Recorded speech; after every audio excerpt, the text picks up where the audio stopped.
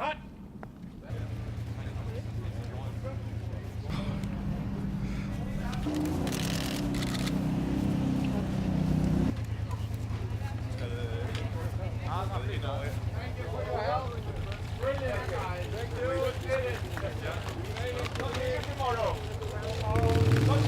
We stop here and continue tomorrow. So we're here, please. That's great. Thank you. And here, please.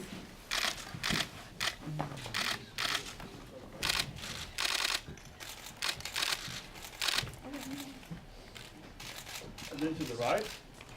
I'd like to welcome you all to the set visit press conference on the house that Jack built.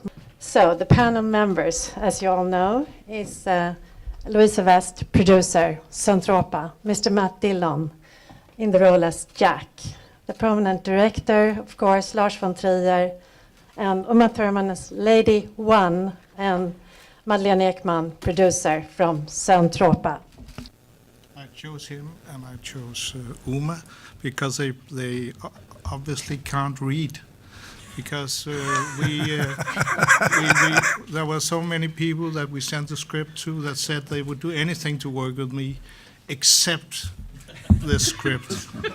And then there were two that said yes, and I said, but no, that's no, yes, we'll do it. The films that he makes are always unique, and they're not like any film that I've seen before. And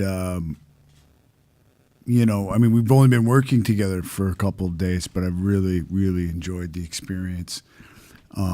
Also, that Lars also insisted to me that he takes full responsibility for his films. But no, I'm very excited and looking forward to this. And you know, and I've worked with a number of actors who've worked with Lars, and I'd say from an acting standpoint, I've always been really impressed with the performances. And we actors know that, you know, you can give a great performance and it can be edited to a certain way where you kind of roll your eyes and go, oh, what did I do here, you know? But I feel like I'm in very good hands here with Lars.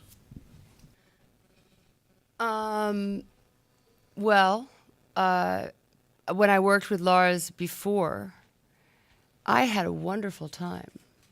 And, you know, I didn't disappoint him that badly. He grumbled and was a little bit unhappy occasionally, but I kept trying. I had a wonderful day working with Lars some years ago, and in a really spectacularly challenging part that he wrote in Nymphomaniac. And then when I was so thrilled that he sent me a script, and then I read it, and I went, okay, there it goes. But working with Lars is an amazing director for actors.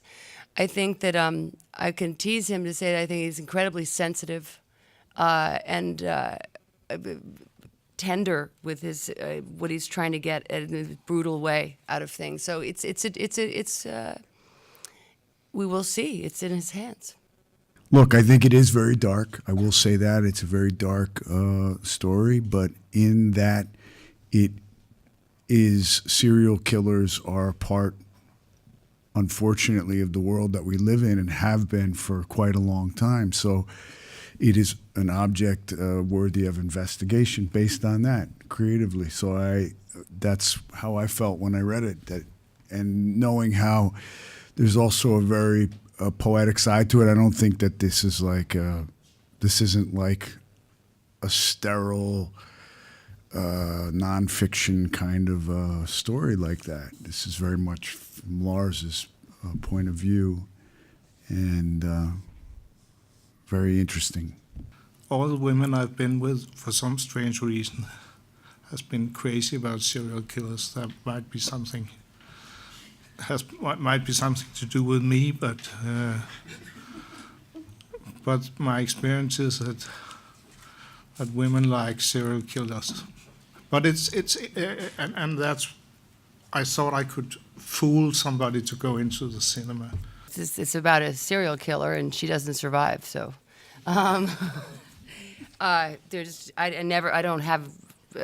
don't choose my parts because of how they end. Usually choose to work with a filmmaker, writer, director, very often.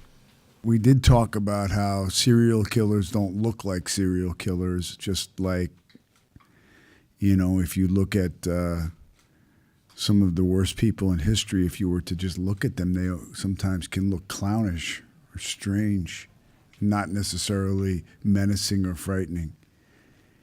And listen, I'm willing to do the opportunity to play a character like this and to explore it from an acting standpoint. It's what we look for as actors. Okay, I think that's a wrap.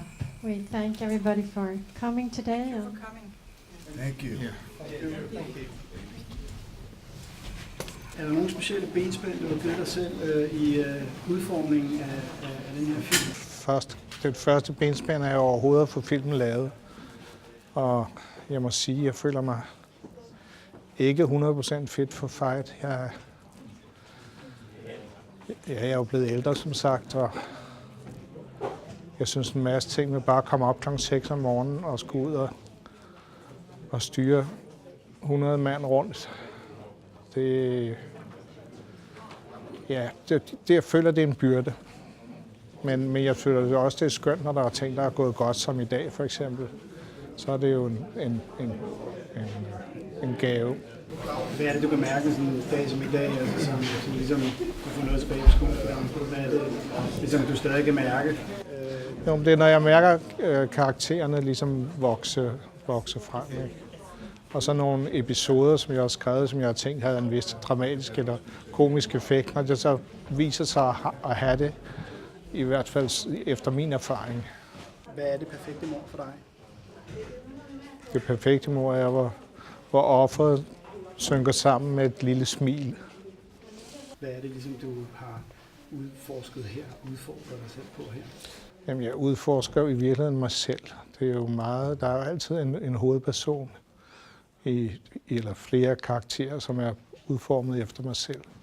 Og det er massemorderne er også mig selv.